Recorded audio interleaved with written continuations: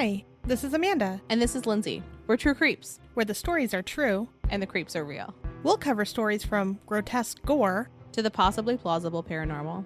to horrifying history. To tense and terrible true crime. And everything else that goes bump in the night. We want you to join us while we creep. We cover mature topics. Listener discretion is advised.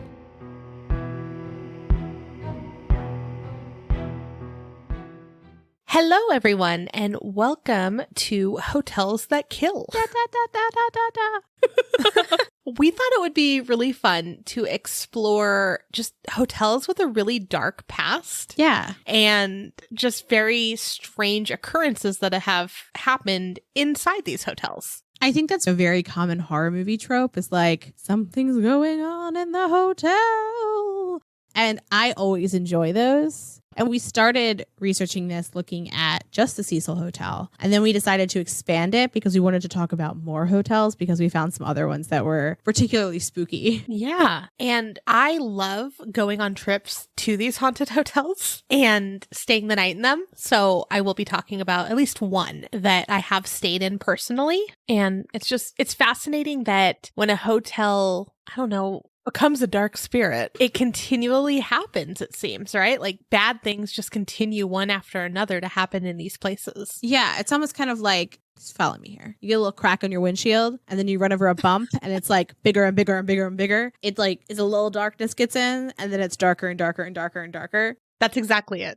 Yeah, that's exactly it. That's a darkness science. That's, you know me. Thank you, doctor. So the hotels we're going to talk about today are the Cecil Hotel, Holmes Castle, as well as Hotel San Carlos. And one of the things that I really like about these three in particular is that they're very different in the darkness that they have and like the reputation they have. Would you agree? Yeah. Some embrace it and some are trying to get away from it and rebrand. Yeah. So one of the things that we found as we researched was that two of the three hotels that we're looking at, and lots of hotels generally actually, have a higher instance of people dying by suicide, which seemed very strange to me. And so we looked into why that might be. And I saw a few different articles, but there was one in particular where it was a crime scene investigator from Seattle named Chris Veggers. And he said, people don't want to inflict the kind of damage a suicide does on their home. So they go to hotels. A lot would also rather their family not find them. And it happens a lot more than you think, which I thought that was fascinating. I guess it's intuitive when you think like, why would you do it there as opposed to home? But that's one of the reasons why you see it over and over in hotels or motels or places where people are staying that aren't theirs. I guess that makes sense. And also, in 1912, the Washington Post reported there was one person who wanted to build a hotel for suicides in Washington, D.C. His name was Count August Seymour. All right, so he was a vampire. He absolutely was a vampire. So I was going to say, I was like, that name alone, most likely to want to build a killing hotel. You know what I mean? Aside from somebody else who we'll talk about later. I wonder if that was in his yearbook photo, like underneath his name. I'm sure it was. I'm sure. Absolutely. Yeah. If you have Count in the front of your name, I'm only picturing Count Chocula. Absolutely. I can't. There's no one else. There's no one else I can picture. And he's the greatest. He is the greatest Count. So, so how the Count August Seymour's suicide hotel would work is that guests would check into their, quote, eternal restroom, which sounds like a forever bathroom, by the way, and they would take a complimentary sedative. Then they would press a button on the side of the bed so that the front desk clerk would know that they were ready and that the front desk clerk would like turn on the gas. Oh. And the remains would then be taken to a crematorium that would be located on the roof. And this would also be a power source for the hotel. Economical. Now, this was in 1912. And it's interesting because these ideas are not unique. And we'll get into it in a little bit. But this was never built. But there was something that I think he based this on. That's very interesting. And it's interesting that they were making a hotel of it or, wanted to make a hotel of it. Whereas people have tried to do that with like doctors, right? Like doctors have tried to basically make it available, like a humane euthanasia. Yeah. And they haven't been able to for the most part. Yeah. And in 1912, they're like, well, we'll privatize it. The American way, privatize it.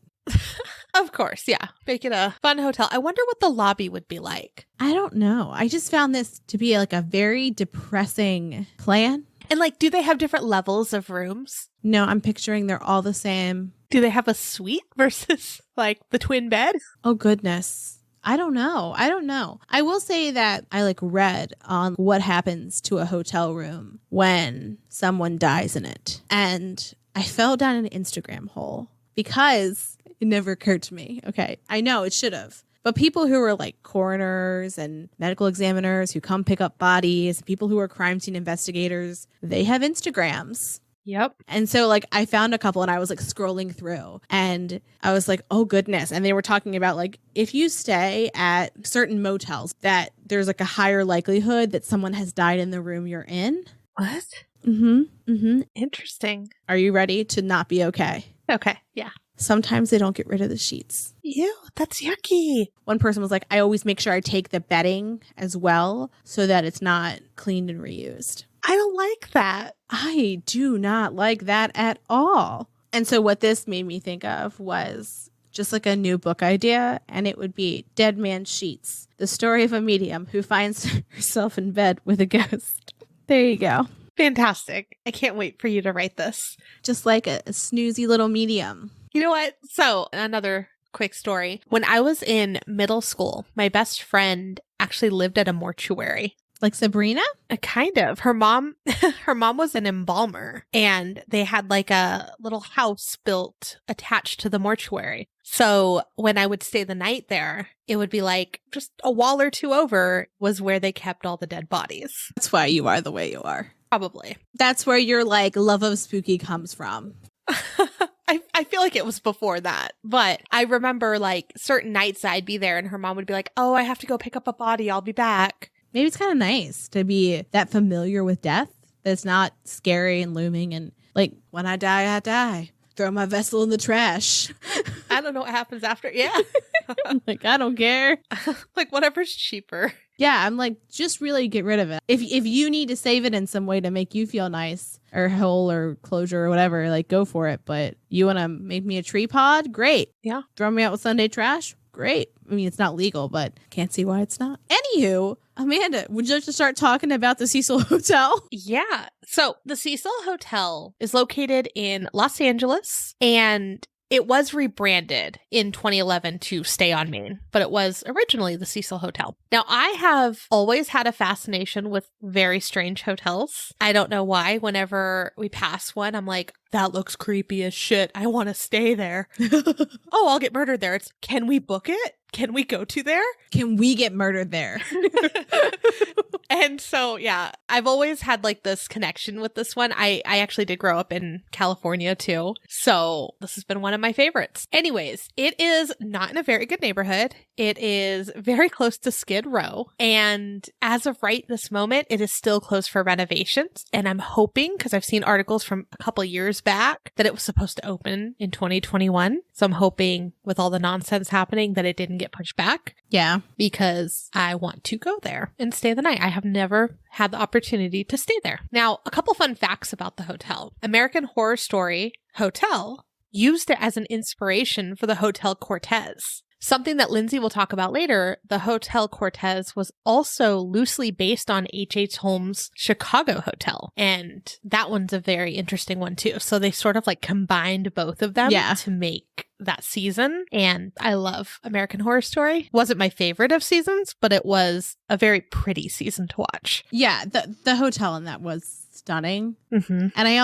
I love like era specific clothing. Me too. It doesn't matter which era. I like all of them. I would not wear all of them, but I love them all to gaze upon. And they really do have like every era of clothing in that. And I'm like, oh, I like their outfit. Oh, look at them. Oh, look at them. Oh, look at them. And when you look at scenes from hotel, like the lobby area and like the check-in counter, it does look a lot like the Cecil. And I will say too, some people call it the Cecil, which I don't know what's right. I think the Cecil, I hear that more. But yeah, some people call it the Cecil.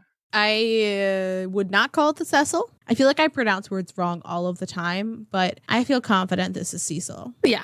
Anyways, so the hotel was built in 1924 by William Banks Hanner, and it was designed by Loy Lester Smith. It was built with 700 rooms. It was very luxurious, and it officially opened on December 20th, 1927. You could still find like the posters from its opening online. And I love like the old school posters. It's so cool. Yeah, we can post it on our Instagram too, because the ones I saw were like gorgeous. And when you picture them with what it becomes, especially like a few decades later, you're like, oh, that went downhill very quickly. Right. Well, I want to get them printed. I need to find a good artist that's like redone it, because weird fun fact, in my bedroom, I have pictures of real haunted houses, either that I've taken myself or that I've purchased that are too far for me to travel to. I love spooky things, but not in my bedroom, because I'm already running through like what could happen while I'm sleeping, what the ghost Marge in my house is doing. Also, I don't know if I've mentioned it on here, but we have a weird anomaly where we keep hearing footsteps in our house and there's nobody walking. So I feel like if I had pictures of haunted houses in my actual bedroom, I don't think I could snooze. I love it. I love the history of it. And like a lot of them are the ones that we've been to. So it's like memories. So it's like, oh, that was a great trip. Okay. Vacation photos. I can get there.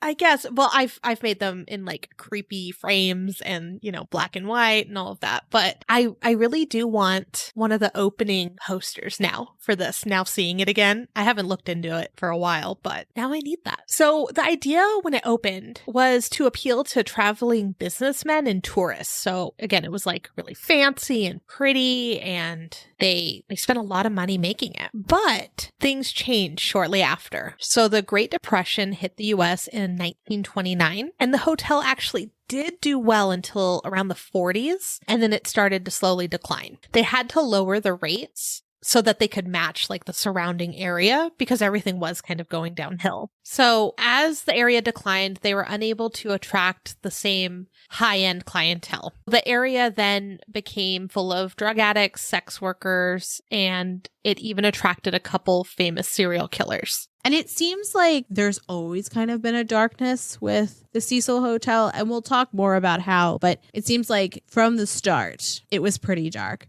So the earliest death that we could find was on November 19th of 1931. A man had checked in under the name James Willies, and he was originally from Chicago. His real name was W.K. Norton. He was at the hotel about a week before he decided to ingest poison capsules. A maid had found him a few hours after he had died, and according to a newspaper article that was in the Los Angeles Times, the reason why they thought that he had ingested poison capsules is because they also found extra capsules in his vest pocket. So as we mentioned before, suicides are more common at hotels or motels, and the Cecil was no exception. There are many suicides. Some people jumped from the building. One person, when they jumped, they even fell into another person who was walking below and killed them both. Right. And at first they thought that person had also jumped too. Yeah, but his hands were in his pockets, right? Yeah. And his shoes were still on. Yeah. I was like, oh, that's an interesting thing to like pick up on. Mm-hmm. Well, and they're just like, people fall from this building all the time. Like, these two people did. And they're like, oh, wait, that person was just out for a walk. Oof, bad timing. Very bad timing. No.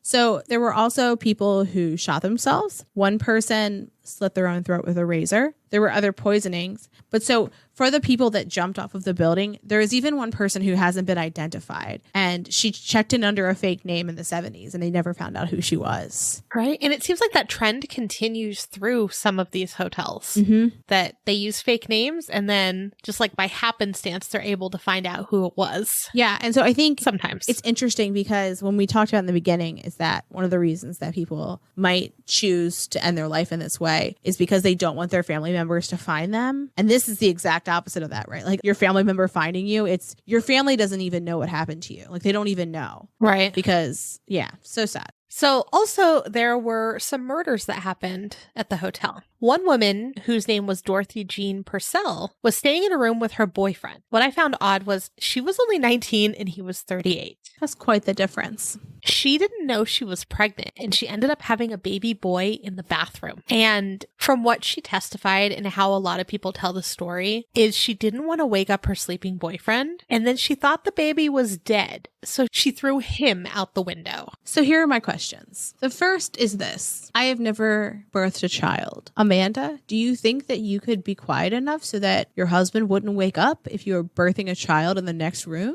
Was he a heavy sleeper? Was she quiet? I don't know. I've read several articles on it, and sometimes because the story's been told so many times, I do believe that people are putting their own information into some of these stories. Mm-hmm. But some of them say like she just had these really bad pains and didn't know what was wrong and then ended up having him. But she was very, very quiet and did her best not to wake him. I don't know if he had a temper.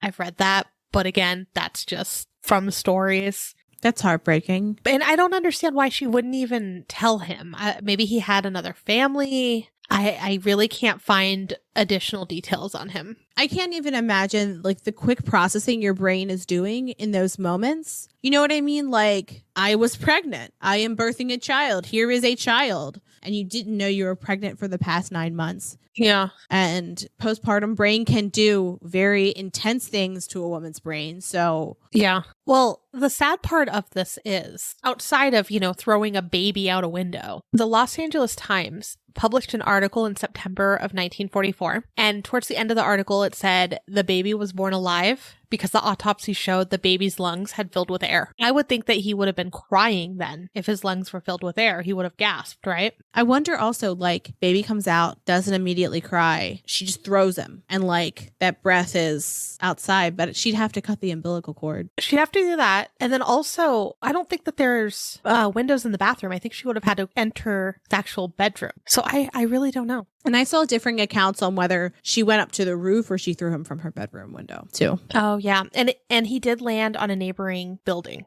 So she was charged with murder later, but then was found not guilty by reason of insanity. That's interesting. Yeah. So there's also rumors that circulated that Elizabeth Short, or the Black Dahlia, had drinks at the hotel bar days before her death. And people are very, very argumentative at this. Some are like, yep, that's 100% true. That's what happened. Then others are like, you just want that story to be real. So it's real for you, but it's not. There's no proof. So I can't confirm one way or another, but it is interesting because the timeline would kind of match up. And if you don't know about the Black Dahlia murder, it was pretty gruesome, I feel like, especially for that time period. But so in 1947, Elizabeth Short, her body was found at Leimert Park in Los Angeles, and her body had been cut in half and all of her blood had been drained out. Then on the corners of her mouth were cut all the way like up to her ears. So if you think the Joker, like, you want to know how I got these scars, like that kind of thing.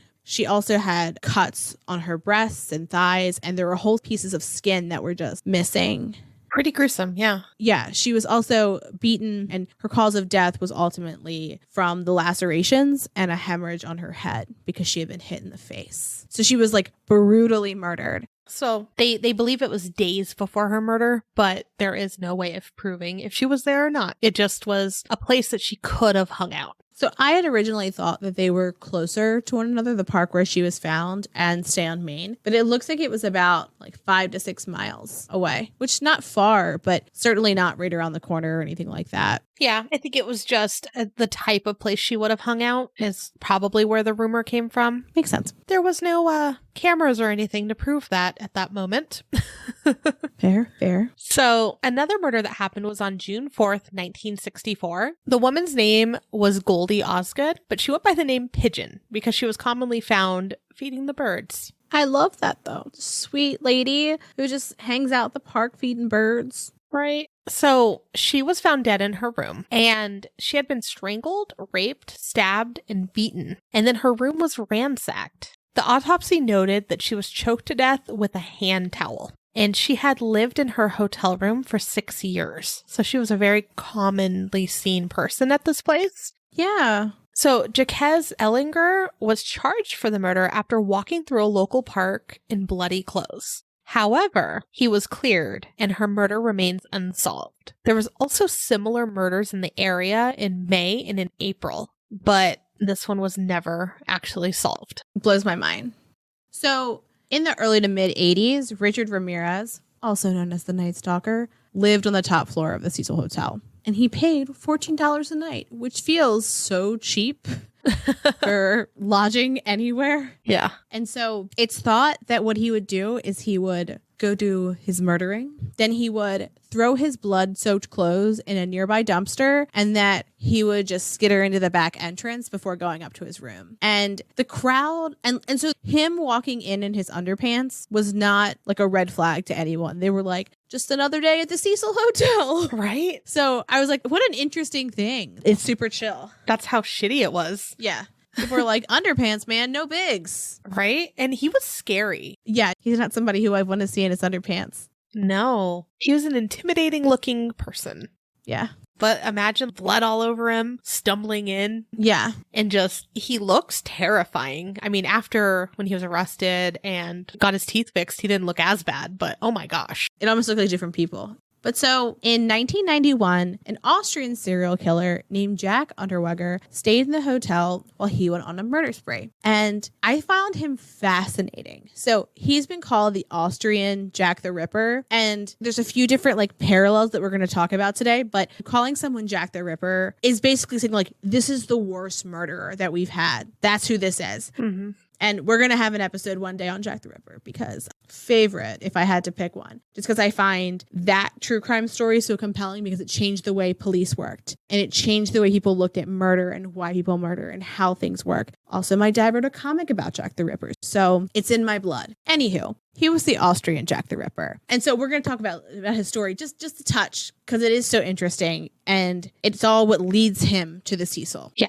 So he was sentenced to life in prison in the 70s because he had strangled a woman with her own bra, which is a very specific tool, correct? Yeah. What an MO. And very recognizable, right? Yeah. It's just crazy that he did that and then what happens next? You know, doing it again. Yeah. And so while he's in prison, he starts to write and he becomes a famous writer. And so in 1984, his book becomes a bestseller and then later becomes a film. So folks loved him so much that they petitioned for his release. And among the people petitioning were politicians, which I thought was very interesting that politicians were like, release this murderer. He writes well. Yeah. I don't care if you can write a fantastic haiku. You murdered someone. Right. Well, they 100% were bought in that he was 100% rehabilitated. He was a good guy. He's done his time. Well, they were wrong. And, you know, now he can write and tell beautiful stories. And he's so talented that we're just wasting his life, leaving him in prison. And I think this is one of the most irritating things that hasn't left our society is that you could be charming and well-liked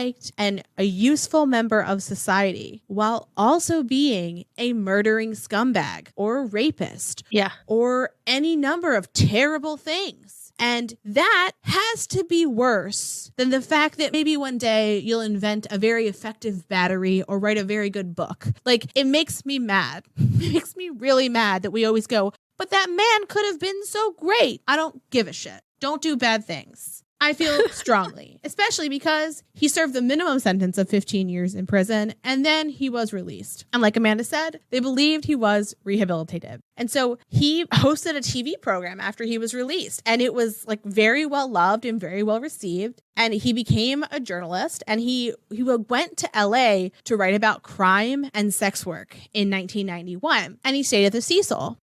How interesting that he stayed at the Cecil. And so he stays there for 5 weeks. And during this time, the LAPD lets him go on ride-alongs so he can see them up close, so he can write better. And some people think that he was scouting his next murder because during his 5-week visit, 3 sex workers were killed and strangled with their bras. And that's why I bring up earlier that that's a very specific MO because the first person who was strangled with their bra after he got to LA should have been a red flag. I feel very passionately about this. It's just like, come on. Well, and you would think that he'd be smarter than that too. Right? At least evolve. At least. Yeah. Well, and I'm not like, I don't know, trying to make light of it in any way, but it's just, you're so fucking stupid.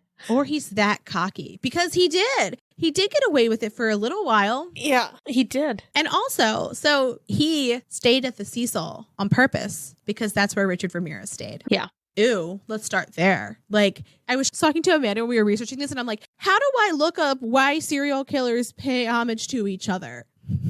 How do I How does one Google that? Like, how do you look up, like, why do you do that? But then it's the same reason why people who are like new horror directors will kind of like have little bits and nods to other horror movies, or why artists will emulate great artists. It's because they respect that person and they want to be like them. And so I was like, oh, gross. But like in serial killers, it's not copycat killers. It's like fanboys, just somehow worse. Yeah. And so once they figured out it was him, they arrested him in Miami in 1992. And so he was then extradited back to Austria. So before he had left Austria for America, he had killed more women by strangling them with their bras. So that's why he was extradited back to Austria. So he goes back to Austria and he's convicted on 9 counts of murder in 1994. Pretty soon after he was convicted, like I want to think it may have been the same day, like it was a few hours later, he killed himself by making a makeshift noose. Which, like, when serial killers kill themselves in prison after they've been caught, it makes me mad on a level that I can't even describe to you. Well, what I found interesting is that he kind of killed himself the same way he killed women. Oh, that's interesting. Yeah. Strangulation. I'm sure like maybe his neck broke. I don't know. But he focused in the same area. And I just thought that was interesting. That is an interesting kind of parallel. Yeah, that's the only way he knew how to kill. There's one way to go, baby. But something about him just hits an anger chord right deep in my heart. Great. So probably the most famous of deaths at the Cecil Hotel was Alyssa Lam. And that was back in 2013. I'm sure everyone has seen the strange elevator video, and that was taken there.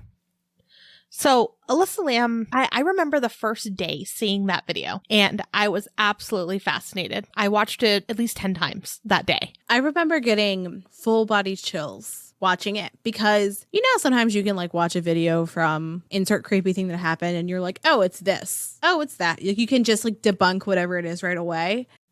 That's not the case with this one. Still to this day, before we got on today, I watched it again. And every time I watch it, I have a different thought that goes through my head as to what she's doing at what moment. So if you haven't seen this video, I highly recommend that you Google it. We'll put a link up on our website too. We used it as one of our sources, obviously, so you'll be able to see it. But anyways, so Alyssa was traveling from Canada to California, and she actually had multiple stops, which a lot of people don't really talk about. So she was in California before she landed in LA. And something interesting too is she documented a lot of her life on Tumblr. And so if you've never heard of Tumblr, it's a lot different than Facebook and like Instagram. And it's like a blog, but there's also pictures, and you can essentially like repost kind of like Twitter, or you can write your own things. And then you also can schedule things to be posted. It's a little, I don't even know how to describe why it's different, but it's just absolutely different. Yeah, I think it's a amalgamation of Facebook, Twitter, a general blog, and Pinterest. Like, it's like anything you like. Some people have like curated ones where they just talk about like one thing, or it's just one thing. But hers seemed to be kind of a mix of words that spoke to her and images she liked. Yeah. Well, when you look at her blog on there, you can tell that she went through a lot. She did suffer from some mental illness. You could tell some depression went on. You can tell that she had really great days where she was really happy to be alive. It's very interesting to read through it. And I will say I've gone through her Tumblr tons of times and read her posts. And when you go through something so personal like a blog like that, you relate to her so much more. And you're like, we could have been friends. You know, like we could have, if I would have met her, I feel like we would have connected. And it makes me so much more sad when I tell her story. Well, yeah, the quote at the top of her Tumblr, it's kind of like a weird foreshadowing that's really heartbreaking. And so you're always haunted by the idea that you're wasting your life. There's a couple of those where it gets you when you read it. Yeah. But yeah, her Tumblr posts are really the hard read, but she does go through almost day by day of what happened. So she originally arrived in Los Angeles on January 26, 2013. And she had originally booked a hostel style room at the Cecil, but she was then moved to a private room because her roommates complained of odd behavior. I haven't been able to find an actual time frame on when the move actually happened. Like, did she stay a couple nights? Was it just one night? I'm not sure, but there's a couple different news articles about how she was moved. And one strange thing that I will mention, not once have I ever found an interview with her original roommates. I have scoured the internet. I have looked on groups. I have looked on sleuth boards. I have looked everywhere. I have never found anything related to those roommates. Could you imagine the kind of guilt you must feel? Yeah, that and just what was the odd behavior? That's the only thing the hotel has said that I can at least find. It might be out there somewhere. I don't know. But I have looked at this since it happened here and there. Not that I spend every day, but I've looked into this just to see if there's any sort of updates. And there is a Netflix series coming in the next couple weeks. And that is the only thing. And I'm hoping maybe they've been able to uncover stuff, because they're Netflix. Yeah. But outside of that, not sure. But on the 27th, she went out and she posted a blog on Tumblr about it. She also mentioned she hopes no creepers come near her. So I wonder if maybe during her trip at some point, maybe there were some creepers. And then she also posts, the speakeasy was awesome, except I lost a cell phone. So she didn't have her cell phone. And I know in a lot of the articles, they're like, we didn't find her cell phone. Well, she lost it at the speakeasy, or maybe someone took it. I don't know. Oof. Yeah. So while she was there, because she was traveling alone, she checked in every day with her parents. Well, on January 31st, the phone call stopped. She was last seen at the hotel, but later on, they also found that she had traveled to a bookstore, and it was called The Last Bookstore. And there are interviews with, I want to say she's the manager, Katie Orphan, and she recalls seeing Alyssa there and said she was very outgoing, very lively, very friendly. She was buying gifts for her parents and sister, and she was a little worried about trying to get them home.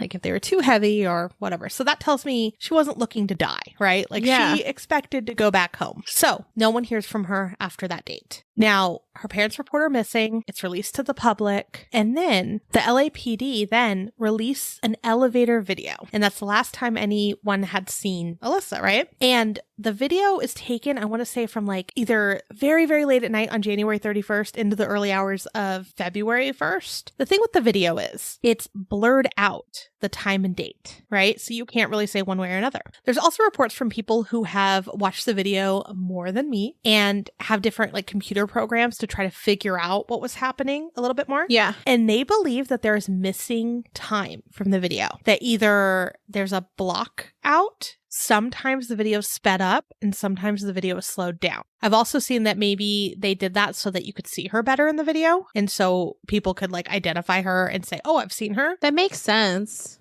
It's weird though that they never talk about it. You would think they'd go, oh, here's this video of her. We slowed it down so you guys could see her better. Like you would think that there'd be some sort of statement. That's true. Or we took out a piece of it because another patron walked by. Something. But some people speculate that maybe a hotel employee walked by or in and was talking with her and they didn't want to be connected to it. But I feel like that would have been like so easy if the police who were looking at it originally, if they were doing a good job, to see. Or if they were in on it. There's a lot of theories, right, surrounding this video. Yeah. But anyway, so they released the video to the public around February 15th. And then on February 19th, this is where it goes real bad. People staying at the hotel, and again, the hotel at this time had people staying for a night or two and also had long-term residents. People started to complain about the water pressure and the taste of their water.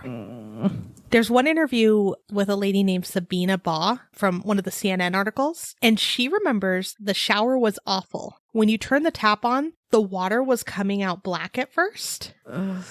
The water was coming black first for 2 seconds, and then it would go back to normal. And then also, she said, it tasted horrible. It had a funny, sweetie, disgusting taste, and it was a very strange taste. And she says, I can barely describe it. It was people, baby girl. It was people. Yeah. And I guess for a little while, they didn't complain because she was a visitor, and she was like, we didn't really think anything of it. We thought that's just the way it was here because they were visiting LA and yeah, didn't realize, which that's so sad. And so that when you know what happened, I'm nauseous. Yeah. So one of the hotel employees, Santiago Lopez, then went up to the roof to check what was going on with the water. And in one of the articles, it actually describes how he got up to the roof and that he had to take an elevator to the 15th floor, then walk up a staircase. And then he first had to turn off the rooftop alarm before he could climb onto the platform where the water tanks were. And there was an alarm, and the alarm never went off the day she went missing. So at first he didn't really notice anything unusual, but then he noticed that the hatch to the main water tank was open. And when he looked inside, he saw an Asian woman lying face up in the water, approximately 12 inches from the top of the tank. And his testimony suggested that it would have been difficult for her to make it up there on her own. Yeah. And especially without like any staff or other people noticing that she was going up there. There's also reports saying that her body was found naked. Her clothes, her watch, her room key were all also in the water beside her, and that her cell phone was never found. But we know based on Tumblr why it was never found. Now, the coroner listed the death as drowning, but a lot of people do not agree with that. You can pick every single piece of this apart and find something strange, which I have. Is she face down or face up? He says face up. And I've looked into it, like face down versus face up. And I guess a lot of people did say, well, she should have been face down because when you drown, you'll float, but your like limbs are still kind of hanging. So like the weight of your limbs would most likely put you face down, but your fat and everything would go up, I guess. She was a very thin, very petite woman though. Yeah. And so it could go either way from what I've read. I've read articles saying one way or another. I found it just unusual, and I have about 100 questions about that day that I cannot find the answers to. Some say the water tank was open. Some say the top was closed. Also, something that I was able to locate when people are saying that it would have been too hard for her to get up there by herself. There was a web sleuth page where someone actually stayed there in February, the same time she was missing. And he mentioned that he was able to get onto the rooftop, described how it was, even posted his booking confirmation. So you knew he wasn't lying about staying there at that time. And basically said it was super simple to get up there. He wanted to go take a few photos. And it is hard to know that he was probably right next to her body without knowing it. Yeah. But I thought that was interesting. There's also some YouTube videos when you Google around of other people that have attempted to get up there without triggering an alarm, and they've been able to successfully do it. So I don't think that was the case. So there's a ton of different theories out there for what happened to her. And some stem from conspiracy theories, paranormal, like ghosts. The ghost of Richard Ramirez killed her. There's some that just say it was an accident, that she went up there maybe to take photos for her Tumblr and fell in, trying to get like a good vantage point. Yeah. And then also some people believe that she might have had like a mental episode, and that explains like the video and how she wasn't able to get out. But then also we can't rule out foul play either. You know, like if maybe someone took her up there and then maybe she drowned. Like, I don't think you could get out of that if you fell in. Yeah. Or someone put you in there. Well, and also, I mean, it really frustrates me when we boil a person down to a single aspect of themselves, like having bipolar and being like, well, that's why she's doing this. And exactly. When you make someone two-dimensional, you're not looking at the totality of the circumstances. So how can you investigate effectively if you're like, she just had an episode? You weren't there, so you don't know. So it's a factor to keep in mind, but it's by no means the reason for everything, because there's a series of strange events that lead up to this and a series of strange events leading out of this. And so to say that it's just because of her mental illness doesn't really make sense, because no. How did she end up there? How did they not notice that the door was unlocked? Exactly. What's going on in that elevator? Also, her autopsy shows that she had some of her medication in her system. I don't know, but I am very excited to watch the Netflix series coming out. I do want to see if they have anything else, but it's very interesting and heartbreaking. I feel horrible for her family. Honestly, like I kind of feel bad even about the Netflix series coming, because now they're reliving it all over again. She seems like she was a very sweet girl. You can go through her Tumblr. It goes on for a while. She posted quite a bit. And then also she had scheduled posts after she was dead, which also threw people off for a while.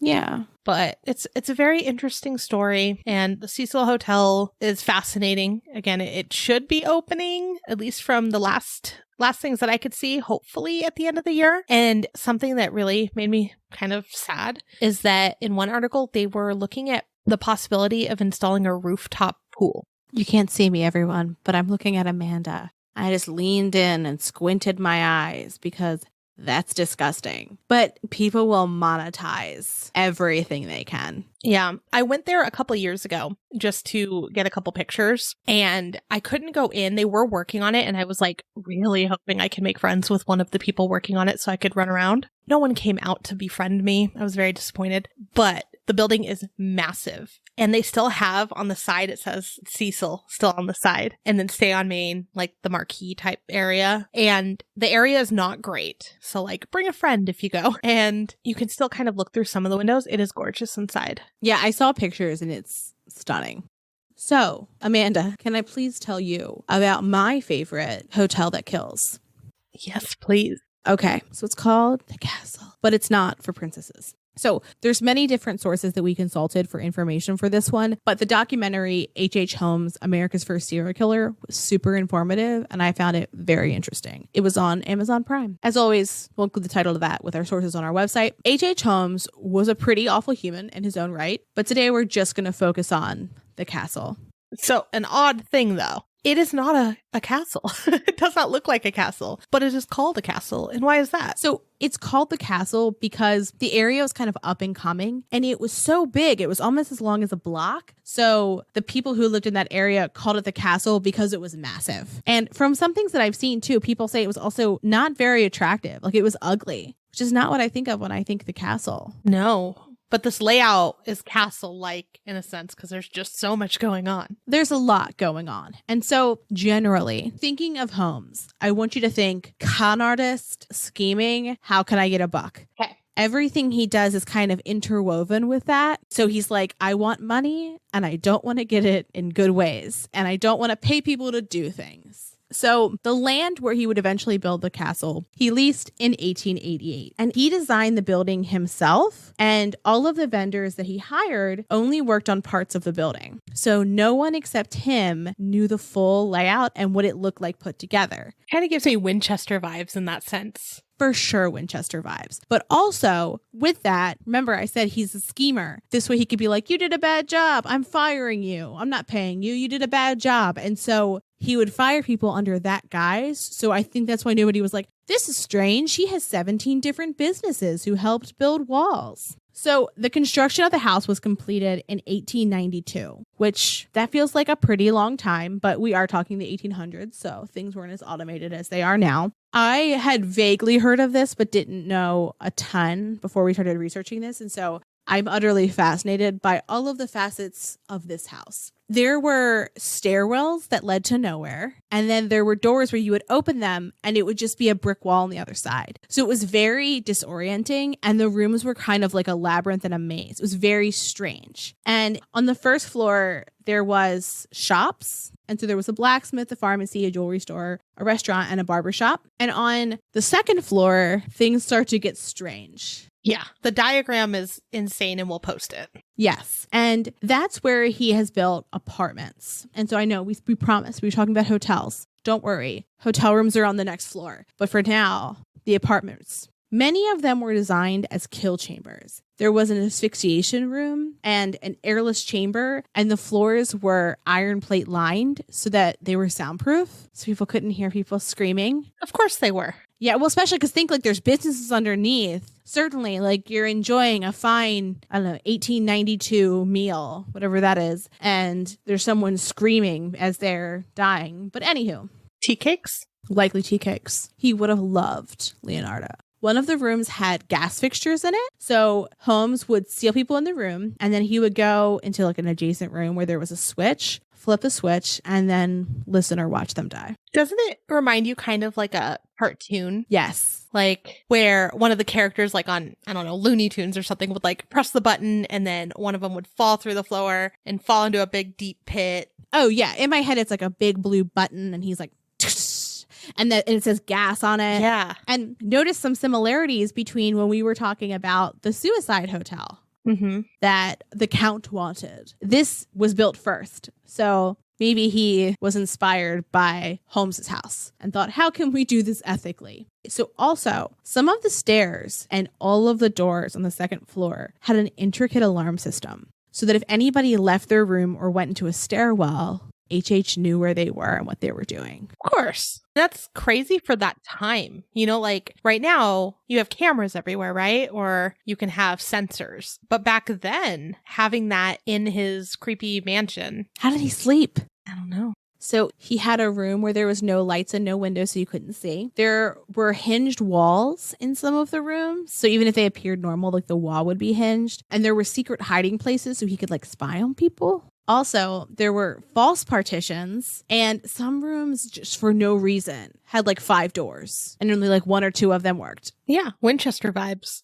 Super weird. So we're not going to go up yet. We're going to go down to the basement where he had acid vats. He had pits of quicklime to like help preserve people. A crematorium that he disguised as a glass bending forge. Interesting. Okay. So he had an area that was outfitted for him to dissect bodies and where he could clean bones because he was a doctor. And in the documentary that I watched, there was a profiler and he said that one of the things that makes H.H. Holmes so fascinating is that he finished college when a lot of serial killers don't, especially olden time serial killers. So the fact that he finished college, then med school is very unique. And so he had a whole area to clean bones because one of the things that he would do after he would murder someone is it's thought that he would sell their skeleton to local medical schools because you'd get a ton of money for this. And so, and this is also a time where like it was harder to come by cadavers. So it was extra harder to come by a skeleton, especially a full skeleton. Speaking of, I sent you a couple weeks ago a shop that I went to where you could buy a human skeleton for your home. As you do, casual decor. I hope the skeleton wasn't from here though, because that's bad vibes. Bad vibes. Also in the basement, there was something called an elasticity determinator, which to me sounds like something that where they would like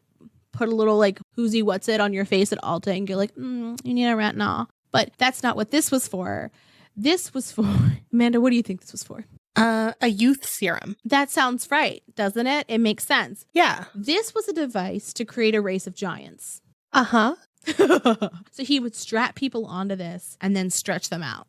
Oh. He did not create a race of giants. He just killed people instead. He didn't turn into Elastigirl. No, he did not, unfortunately. He wasn't that incredible. That's what The Incredibles was based off of, right? Yeah. Okay. Thank you. Disney loves us. Oh, yeah. This is a Disney-approved show. That Disney's like, keep my name out your mouth. We're going to get a letter. Oh, absolutely. Don't mention us. That's how Disney talks, right? Right? Oh, yeah. They're pretty...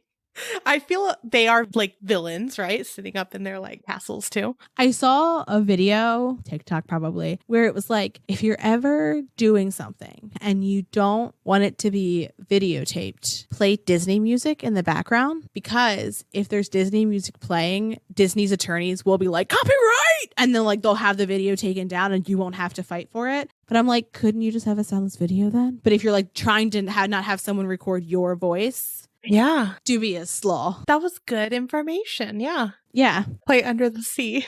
Under the sea, in the basement, down where it's acid, cleaning them bones, and they'll not for free. Okay. All right. Well, now we're going to have our video taken down. No, fuck. Just to the tune, it's satire. Satire and parody do not fall under copyright laws. You are allowed to do those things. That was their first version, though. You were reading a script. Shit, you're right. The cat's out of the bag. Okay, so Amanda, would you like to know what was on the 3rd floor? Tell me more. In our notes, I wrote the 33rd floor. It's just the 3rd. There's only 3 floors. So there were offices, Holmes' bedroom, and then eventually he created hotel rooms up there as well. And so one of the interesting things about his room is that he had, in his bathroom, he had a trap door that led to a windowless cubicle.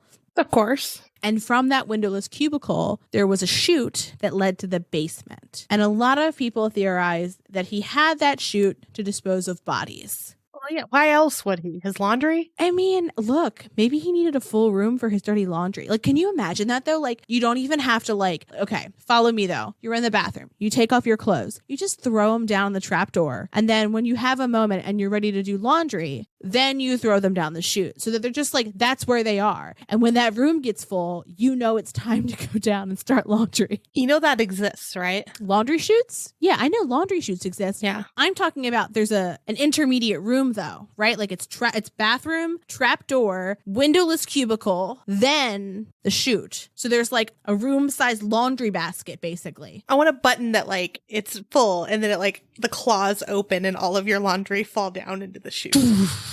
Here's what I want a button where magic elves come out and they take my clothing, they wash it, they fold it, and then they put it away. Yeah, fold it. Can you like get on Marge's good side? I try. Tell her to stop stomping around and start doing laundry? I don't know, man. The stomping thing is new and it's bad vibes. It's bad vibes. The first 2 times it happened when I was by myself. And the third time it happened when Ben was like, we were like laying in bed, both awake. And he was like, what was that? And I was like, you're like, it's Marge. I've told you 67 times. It's Marge. Well, the first time it happened, like I was home and I was like fiddling around on my phone before I like took a little napsies. And he was at my brother's and my brother lives right behind us. So I thought that he had came home and like gotten something and then left again. And I was like, what did you come home for earlier? Like hours later when he had gotten home, and he was like, what are you talking about? And I was like, you came home. I heard a door. I heard step, step, step, step, step, step, step, step, step, step out. He was like, that wasn't me. I need you to get some like paranormal activity cameras. Look, I don't want cameras in my home. It's deep state, man. But I want to watch Marge. Look, I'm sorry. The fact that I have an Alexa is a big step for me. I don't trust it. They're listening. Okay. But how did he get the people in? Like, how did he get someone to want to live or come into his creepy castle? So I think that's one of the most interesting parts of this is it's so unclear how many people he killed, where they were from, and a definitive source of like, how did they get there? I'll talk about it in a little bit, but the World's Fair was there that year. He put ads in newspapers. So he got his victims from a few different places. And so Adam Seltzer, who wrote H.H. Holmes, The True History of the White City Devil, said there's a total of about 9 that we can say with some confidence he probably killed. He confessed 27 at one point, but several of them were still alive when he confessed. Interesting. So pretty clear to know that he is not dead, but there's a consistent pattern of people who he was close to who lived there going missing. Then within a few weeks, he was selling a skeleton to a medical facility. I wonder where it came from. Whose could it be? And so in May of 1893, the Columbian Expedition World's Fair comes to town and 20 million people come. And 20 million people went missing. Yeah, well, that's the thing. Thousands of people went missing from the fair. Oh my gosh. Which, like, that is a spooky number in and of itself. Like, that is a rabbit hole worthy of, like, dipping into in and of itself, because thousands of people going missing from the same place. I'm sorry, why have I not heard of this? So the castle was just a few miles away from the fair. And so Holmes, in anticipation of the fair coming to town, he decorated the upstairs lavishly. Got, like, the best of the best. He put it on credit. He never paid for it. Surprise, surprise. And so he put ads in local newspapers to talk about the rooms for rent. So he got people that way. And then he has a business associate named Benjamin Peitzel, who's like, at one point, they're like thick as thieves. It's his best buddy in work. And Peitzel has like 5 kids. So he takes some of Peitzel's kids with him because he's like, they're great. People love kids. And he goes and like chats up elderly women who seem to be just like spending their money and throwing it around. And he's like, you should come stay here. Like women who are by themselves. Yeah, come to my house. Yeah, creep. And this is a time period, you don't have cell phones, right? Like, you're not going to be like, I'm staying here, because some people may have gone to town not knowing they were going to stay. They're just like, there's hotels. I can stay someplace. And so people just went missing and nobody ever heard from it again. And then their skeletons were sold. Yeah, their skeletons for sure he sold. But so that's one of the interesting things is that they think that he may have killed up to 200 people. And that was like, it's kind of like, remember when we talked about Bathory and her hundreds of victims and how like that was passed down and people were like, somebody said it once and then everybody was like, oh my God, she bathed in blood, right? And then, but it was all one story. Yeah. So Adam Seltzer argues that 200 victim claim comes from a 1940s book by Herbert Asbury called The Gem of a Prairie, where he inflated the amount of people that Holmes had allegedly murdered. And that when everybody else retold the story after that, they included that figure because it was more sensational. He also says that Holmes, he didn't trap strangers. He just killed people who he knew or that were already living there. And that he also says that the 3rd floor was never hotel rooms, which I thought was really interesting because in the documentary I watched, they were like, this is all the stuff he bought. Yeah, that's crazy. That's like a really big discrepancy. It is, yeah, for a building. Normally, like a person being somewhere at a certain time, sure. But a whole building? Yeah, that's very odd. And so, remember, I said he's a schemer and a con artist. Seltzer postulates that this was all like a get-rich-quick scheme for him, and that he was just looking to defraud vendors and stuff like that, and that's he was just trying to get money that way. He wasn't so focused on killing, or that, I mean, that would make me even think like maybe the murdering was like a secondary excitement to the thrill of selling a skeleton, because they went for really good money. And so there's also another historian named Harold Schechter who wrote Depraved, the definitive true story of H.H. Holmes, whose grotesque crime shattered turn of the century Chicago, a very long book title. And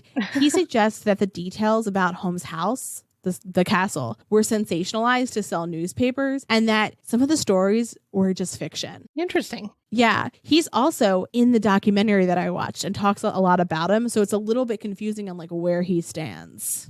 There's also no evidence that he actually used that chute for people and that it wasn't for laundry. Like, but newspapers were like, we're just going to go ahead and say it. But like, what else was that for? What else was it for? No, I mean, agreed.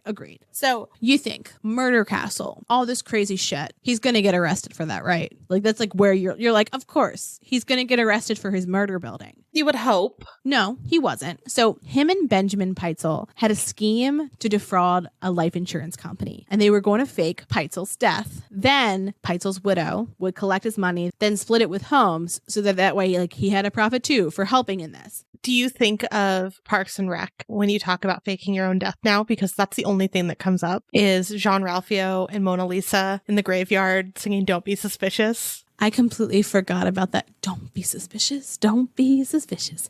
Don't be suspicious. Don't be suspicious. Yeah, that's what they were doing. I see them like in one of the rooms. So here's the problem is that Holmes is very suspicious, and you don't trust someone who has a murder house that you kind of know about to not murder you. So he murders him. He burns him. He also poisons him with an excessive amount of chloroform. And so during this time period, forensics are like nothing. Yeah.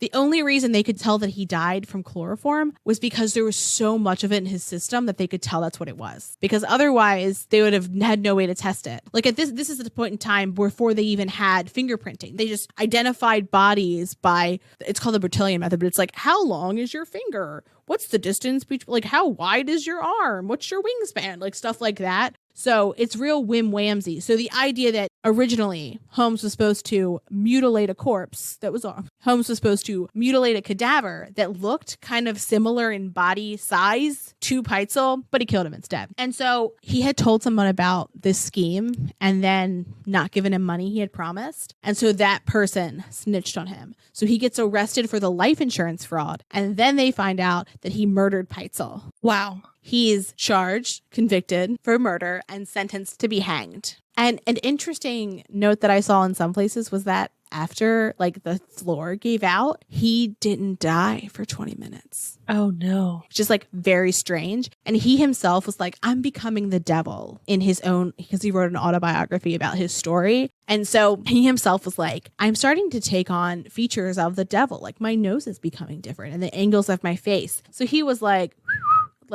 near the end. Or he was aging. Aging. Perhaps he was like losing face weight because prison food's not prison food. Okay, so Holmes had several confessions before he was executed, and they all kind of contradicted each other, so it was very annoying. But so while Holmes is awaiting execution, a person named William Randall Hearst wanted to write about his confessions. So he offers Holmes an impressive sum of money to talk about his crimes and what he did. And I found that fascinating because I'm like, what are you going to do with the money? You're about to die. And he didn't have any children. So I don't think he was like, oh, my widow. I don't think he really cared, honestly. He had 3 wives at one point. They didn't know about each other. Interesting note. Well, that house was so big. They probably had their own apartment. No, it wasn't even in that house. It was before that. Interesting. And maybe I should have said this before. H.H. Holmes wasn't actually his name. I mean, he changed his name. He changed his name because he was a great con man and he wanted to like escape the previous cons that he had so he could have new cons. But he was born Herman Webster Mudgett. I mean, would you be afraid of that name? No. Or H.H. Holmes? Yeah. Sounds a lot creepier. Yeah, it's a different vibe. I think of him as a Muppet. Mudgett the Muppet? Oh, yeah, Mudgett the Muppet. Absolutely. So he loves money. Money motivates many things that he does. So he takes her up on his offer and he gives a final set of confessions. Now, I'm only going to talk about the confessions that he gave about murders that were in the house, but there were also other murders that he confessed to, including Peitzel and 3 of Peitzel's children, which were murdered pretty gruesomely. He's a sick fuck.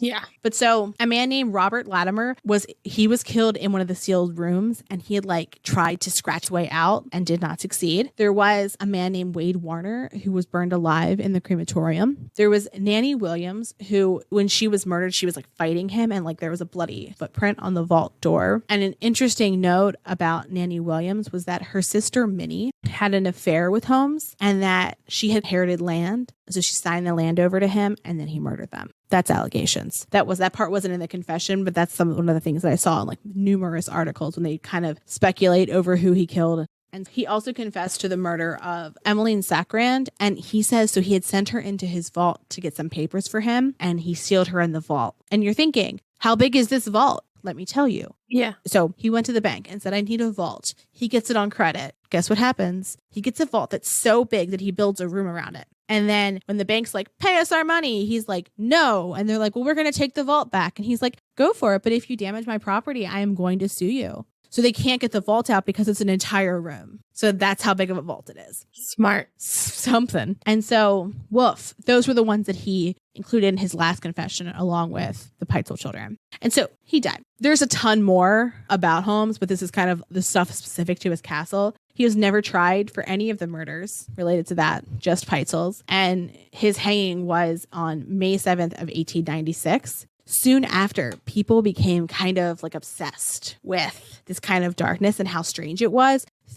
Guys, let's go all the way back to the beginning, baby. Villisca. And the people trampling through the crime scene, people were excited to come look at the murder castle. And so there was talks of opening it as a museum or a tourist attraction. And then before it could be sold, it was burned. Police had gone in and searched the castle after he had been arrested for Peitzel's murder, and they had searched and took note of what was there. But most ordinary people didn't get to see the inside because it was burned before people could take a peek. I feel that would have been a little scary though because of how it was built with all the secret passages and secret doors and trapdoors. How many other bodies do you think were still in there?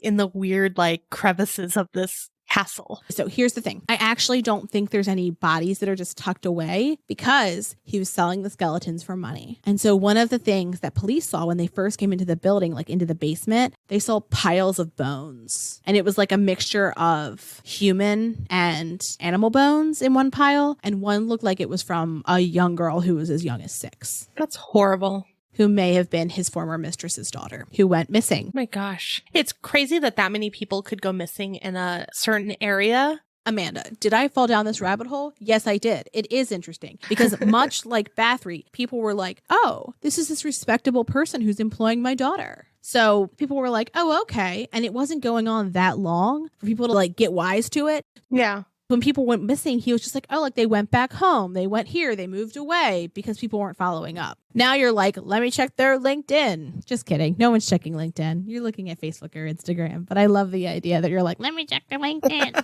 Yeah, that's insane. And the first thing I did when I started researching it was I Googled where is this standing?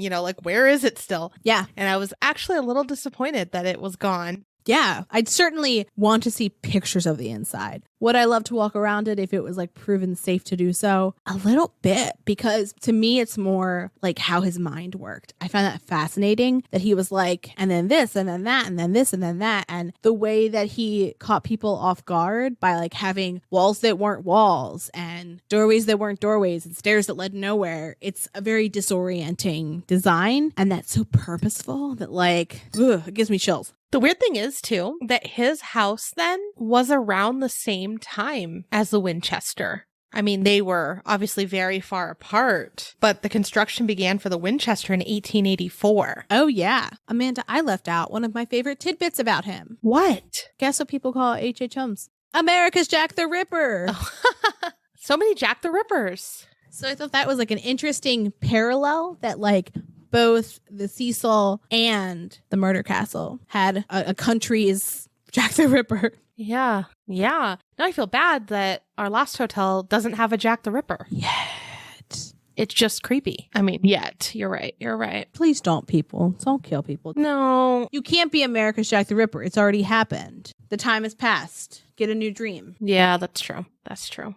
So the last hotel that we have is the Hotel San Carlos, which is located in Phoenix. Now, fun thing about this one, you could still go to it. You can stay the night there. You can go on tours there around Halloween. They let you do ghost tours. Couple things though. I've been there. I don't even think I can count anymore. I've stayed there at least 3 or 4 times. And then I've just walked over for like a drink or to hang out several times. And for a while there, it changed where it wasn't as embracing of its past. Silly. I thought there was new ownership or something. And then now when I'm looking at like their social media, it looks like this past year they kind of embraced it again. So I can't wait to go visit again. I feel like if you've got something that's going to draw tourists in, you might as well play on it. Yeah. So long as it's not in poor taste, but like ghosties. I'm going to go a little bit further back before the actual hotel was built, only because it might play kind of a role in some of my stories later. But some say that the local Native Americans once worshipped the god of learning in that area. And then that might be why some of the settlers chose it as a site for the city's first school. And that was back in 1873 that they built the school. It was called Little Adobe.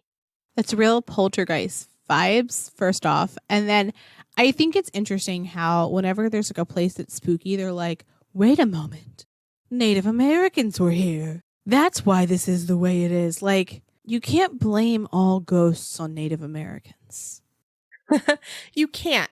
So it was a school for a while, and from what I can find, the school expanded several times. Then it was a brick schoolhouse, and then at one point it was condemned. And then the Hotel San Carlos started to be built and opened in 1928. It's very, very tricky when looking for more information on the schoolhouse. And I'll be honest, the most information I have from it is from memory from tours that I've done at the hotel, because you just can't find a lot on it. There's like the same 3 sentences in every article, and that is it. Yeah. And also, like, they're going to tell you better than some like random little listicle or tiny little article. That's true. So it was built in 1928, and it was very high end. It was ahead of the times for when they built it. And it got a lot of famous people staying here. So like Marilyn Monroe, there's actually a suite called the Marilyn Monroe Suite in the hotel. And it has like a little cute plaque and everything on it when you walk by it. Mae West stayed there. Clark Gable, just attracted a lot of interesting people. So like some like top end people though, some top tier. Yeah. It was the first high-rise hotel in Phoenix with air conditioning. And I can't even wrap my head around living here without air conditioning, because that's horrible. That's swanky. Yeah. So it was very nice. It also was the first high-rise hotel with hand-operated elevators in the entire state. That's pretty snazzy. Yeah. And the elevators are beautiful. They're like these copper doors, and they're right off the lobby. So you can take the elevators, or right around the elevators, there's a staircase. And I will say that staircase, when you walk up it, you get chills every time. Really? And I forget about it too. Sometimes where I'm like, I don't want to wait for the elevator. I'll go around. And then you like start walking and you're like, oh, I don't like it every time. So something happened on that. I know it's not recorded anywhere, but something's happening on that staircase. That's fair. Yeah. So to describe the hotel a little bit more, it has like a penthouse on the 7th floor too. And the original owner and GM lived there with his family. So it's like on the top of the hotel, you'll see kind of the roof, and then there's a penthouse on top. It's recognized as an Arizona State Historic Landmark, and it did go through a pretty big renovation in 2003, and they updated some of the rooms. Although it still matches, like you can tell it's a very old hotel when you stay there. Yeah. And even the signage on the outside has like that old-timey vibe. It's really beautiful. I love it. It's so cool. Yeah. So the most famous death of the building was a woman named Leon Jensen. And she actually died weeks after it opened. And she died on May 27th, 1928. And she had jumped from the top of the building and died on the street. That's so sad. Yeah, it's horrible. It's really, really sad. And I'll talk a little bit more detail on there too. So she stayed in room 720. But now there are some rumors that she was actually on the 3rd floor. I'm not sure. So there's a lot of different rumors as to why. And one of the biggest rumors, and I've heard this on a tour too, and I really don't agree with it, but they say that she jumped off the building because it was due to a breakup with one of the bellboys at a nearby hotel. The nearby hotel was the Westward Ho. Now it's like low income housing, I believe. You can't just go stay there, but it looks super duper creepy. I will say that.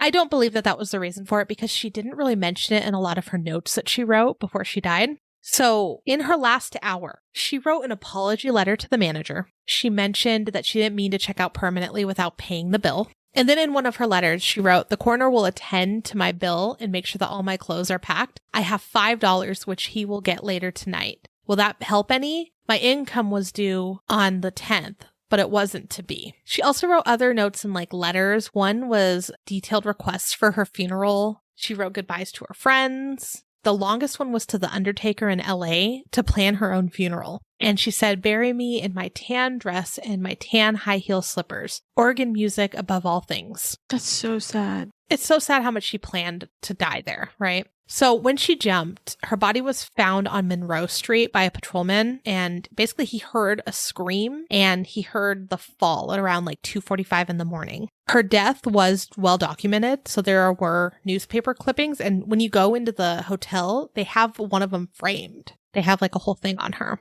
It is said that many people have claimed to have seen her ghost. They also claim that they wake up in the middle of the night and they have a woman in white standing by their bed. Absolutely not. And then she slowly moves towards the door and disappears. She's a grade A creeper. Yeah, I don't get it. I have stayed there several times and I haven't had that, luckily. You know how you're like, oh my gosh, I hope something happens. And then when you get in bed and you're like, oh, please don't happen. Please don't happen. Especially like you've been like skittering all over town. You're like, sleep time. Like in theory, it's fun. But when you're like, I know I'd like to go to sleep now. You certainly don't want to deal with it then. Yeah, exactly. Yeah. So many people have seen her. And I will say years ago, when I first heard of this hotel, we stayed the night and it was on like a Halloween night, right? And when I checked in, I mentioned like, yeah, we're totally here for like a ghost tour and like I'm super interested in it. And I remember the woman at the desk's like, "Oh, if you're interested in it, here, take a look at this." And she handed me this book. And the book had at the top, you were supposed to write your name if you chose to, or you could, not, what room you stayed in, and what happened during your stay. And she's like, whenever someone checks out and they say, "Oh, something strange happened," or "Oh, I heard someone," or "I heard this," we always handed them the book and said, "Please record that." And a lot of people mentioned seeing a woman, right? This book has since been stolen or lost. The last time I stayed there, I asked for this book and the person looked at me like I was crazy. What if you dealt with a ghost the first time? I mean, maybe. Now, something I will say too, remember how I said it was a schoolhouse, right? A lot of people have heard children laughing. No. Either in the hallways or vacant rooms. Like they'll go, "Oh, but the kids next door were so loud." And they're like, "No one stayed next door to you last night." There's also like people hear like bouncing of a ball in some of the halls and they hear like little boys playing or laughing. They're not actually there. I saw that some people also like saw them together like playing with the balls and I was like, no. I don't know why ghost children with toys is worse, but it is. It definitely is. Now, when I said that I stayed there on a Halloween night, years and years ago, we went on the tour and I was kind of annoyed because no one was taking it seriously. And of course, like, what am I thinking? It's Halloween night. People are going to be drinking and like going nuts. And I'm like, tell me about the ghosts. I don't care about drinks. But we were kind of in the back during the tour and I was more just trying to listen to the lady, but then also like kind of explore on my own. And there are these women that were there with us. And one of them's like, "Oh, you actually want to know about some of this?" And I was like, "Yeah, like this is why I'm here." And I feel so horrible because I looked everywhere today. I cannot find her business card. She gave me a business card, but she was with some sort of ghost hunting group. I can't remember what it was called. So if she ever somehow listens, like I would love to promote her information. But she hands me a card and she's like, "We are with this ghost hunting group. If you'd like, we can say that you're with our group and we have a private tour later on tonight around midnight." Yes. And obviously I'm like, "Yes, please. Thank you so much." So after the crazy tour ended, we go up with them and we get to go all the way back to the basement in the middle of the night alone. just us. And I want to say it was like the hotel manager at the time and then my husband. And we're down in the basement area. And when I guess it was a school, there was a well. And it's rumored that some of the kids possibly died in the well. Also, around that time in like 1918-ish, many children in the area died because of the Spanish flu. Yeah. So unfortunate. There's a lot of reasons for children to die in this area. Anyways, we're down in the basement and we're all talking. And you know how when you talk in a group, you normally end up in like a circle. And one of the women looks up and she's like, oh, they're here. And I'm like, oh, poltergeist. Okay. And she's like, no, I'm a medium. And like starts telling me that sort of thing. I know that the kids are here. And you know, when someone says they're a medium, you're kind of like, but are you? Right? You always are skeptical. Like, sure you are. Yeah. Until they prove something to me that I can't explain, I'm normally like skeptical. But at that moment, she's like, it's the kids. They want to play. And I'm like, okay. And then all of a sudden you hear footsteps running around us. Like it was feet away from us. I remember you telling this story and it gives me the same kind of willies as it did then. Like the little pitter patter, just footsteps, not down with it. Lots of them, super not down with them. Nope. I can't explain it. No, there's nothing. Like I was there and I cannot think of a way that they could have made that happen. Because you felt it. It wasn't just a sound, right? It was literally in front of me. Yeah. And she's like, well, we can try talking to them. And she starts asking them questions. And she's like, knock once for yes, two for no. And you're in a basement of an old building, right? So there's like pipes on top and like above you. And it's kind of hard to describe. I don't know. There's just a lot of stuff going on in that basement. And you would hear a knock right above you for questions she was asking them. No, ma'am. So that was incredible enough. Like I could have ended my day there and just been like, all right, everything's real. I believe everything now. But we continued on. So inside the hotel too, there was an apartment. And from pictures that I was able to find online, again, I haven't been to this area because it was the off limits area in a very long time. But some people are saying now there's a gym where this apartment used to be. I can't validate that right now, but I will soon. But anyways, we go to this apartment area and the manager is trying to unlock it, right? And we had gone in that area for the tour earlier that night, unlocked, no problem. She cannot get her key card to open this area. Or I don't remember if it was a key card or a key, but she could not open it, right? And she's like, this is really strange. I've never had this happen before. And then you start hearing chairs moving. Because it was like an empty room with a bunch of like chairs, like a storage area. And you hear chairs moving. And the woman who claimed to be a medium said, there's a very angry spirit in here. And from some of the stories that were told that night, they said that there was either, I don't remember if it was a hotel manager or an owner at a time that lived there with his family at one point, and he had a really big like anger problem. But it was very strange because you could hear the chairs moving and you could almost hear them like falling. Like imagine like someone throwing a tantrum and like shoving a chair. You heard it right on the other side. Yeah, and I feel like you'd feel the vibrations of the impact. So it's not like they could just have someone in there making sounds. Like when I say, it's not like they could have like a recording on the other side, like, oh no, we can't get in. And you're like, okay, there would be impact. Like there would be like a vibration if somebody was throwing something against the door or something like that. Yeah. Yeah, it's very, very weird. And that was just one experience there. We've stayed there, like I said, several times, and we've always gotten different rooms on different floors. And sometimes I'm like, nothing. And then sometimes I'm like, I have the creeps. One of the women that was part of that ghost group, she was like, here, look at our website, gave me her card. And she's like, we have EVPs from this room. And, you know, she showed me the room. And I went on and there is an EVP, or there was, I cannot find their website anymore, that I guess she was carrying something and she kind of tripped and they just had like their recorder on at all times. And you hear a man's voice. And remember, it's two women. You hear a man's voice clear as day go, whoa, be careful. I do not like that at all. No.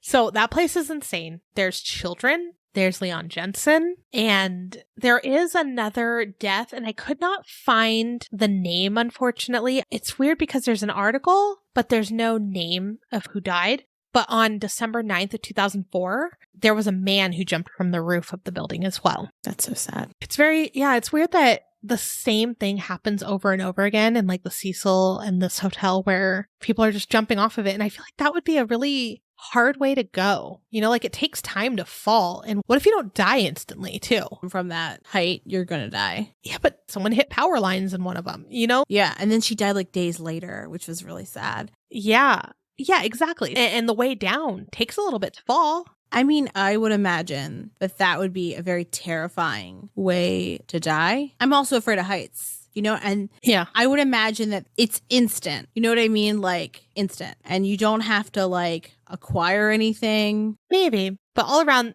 that hotel is very, very creepy. Like I said, there's like a Marilyn Monroe room, and it's kind of near the pool. And the cool thing about the pool here is it's not at the top of the building, but it's a ways up. So like when you're out in the pool deck, it's gorgeous. And you can hang out there, and you always feel like someone's watching you, even when no one's up there with you. You just have like this feeling. Yeah, that vibe. I got you. That someone's standing in the doorway. Yeah. But highly recommend visiting it. Like I said, I noticed that this year they did some ghost tours again, or last year, I should say, 2020. But I would say definitely check it out. Stay the night. It's totally worth it. It's not very expensive. And share stories. Or if you have stayed there, share stories, because it is probably one of my favorite places. If you've stayed at any hotel and have any creepy stories, we absolutely want them. I would love to have an episode where we just talk about listener stories at like vacation spots. I'll even broaden it. Is it an Airbnb, a hotel, a motel, cabin in the woods? Did you encounter a Yeti? Bigfoot? Fire Yeti? A fire Yeti, maybe? I sent it to you earlier, Amanda, but my dad sent me a picture of the fire Yeti. It was like so cute.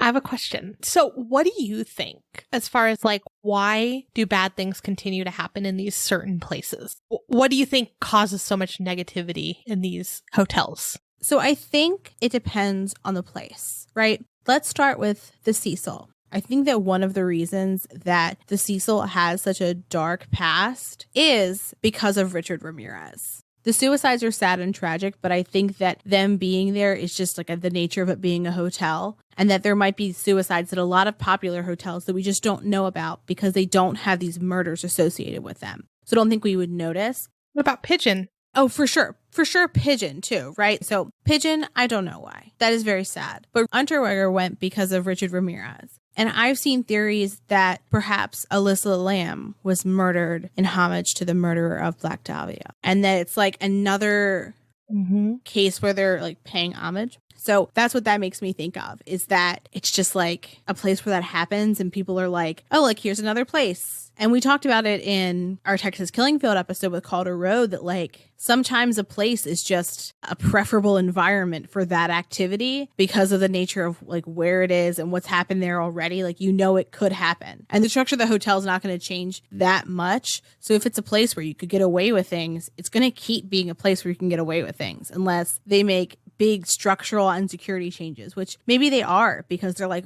if we want to be a successful hotel, this can't happen. Right. Well, and weirdly enough, too, before Alyssa Lam died, there was a movie with a very, very similar plot. And it was called Dark Water. And it was released in 2005.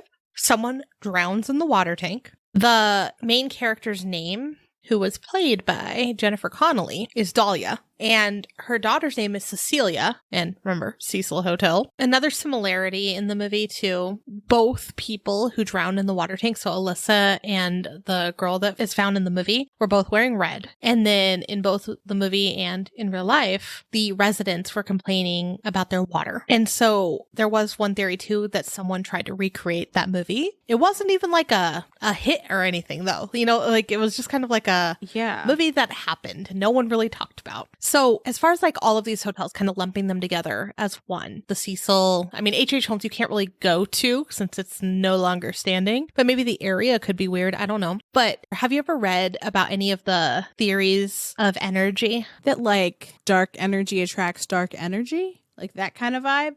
Kind of. Like a lot of people do talk about too, like mediums or even people that are very sensitive when they go to an area where a lot of tragic things happened, that they kind of feel a heaviness or they feel sad or angry or whatever. And there have been discussions on how energy can stay in one place and sometimes affect mood or affect, in a sense, thoughts, because your mood and thoughts kind of go hand in hand, right? Yeah. And that maybe that's why so much of the same terrible thing happening over and over again might be because of a heavy energy in a certain location. Yeah, that is interesting. And I mean, when we're talking about like, why do things happen where they did for the castle? Mm-hmm. Sure, it's just because H.H. Holmes was a madman, right? In San Carlos, it feels like a mixture of like bad timing in the world being the way it is for like the reason why like the bad things happened. So I don't know. It's interesting though to think about why some places have a concentration of negativity. Did you ever watch Buffy? Of course I did. So it's like a Sunnydale vibe, right? Like why does everything happen here? It's a hellmouth. I mean, yeah. I could see the Cecil for sure being a hellmouth. It needs more vampire slayers. For sure. I mean, that Count guy was a thing. But those are a couple of our favorite hotels. If you have any that you'd like us to cover or you have any fun stories to share, we would love to hear them. And we'll see you next week. See ya. Bye. They're listening in. Thanks for listening. For more information on our sources, please visit our website, truecreeps.com. If you'd like to follow us on social media, you can follow us on Instagram at TrueCreepsPod, on Facebook at facebook.com/TrueCreepsPod, and on Twitter at TrueCreeps. We'd love for you to keep creeping with us. So if you like this episode, please subscribe, rate, review, and share the show with your fellow creeps.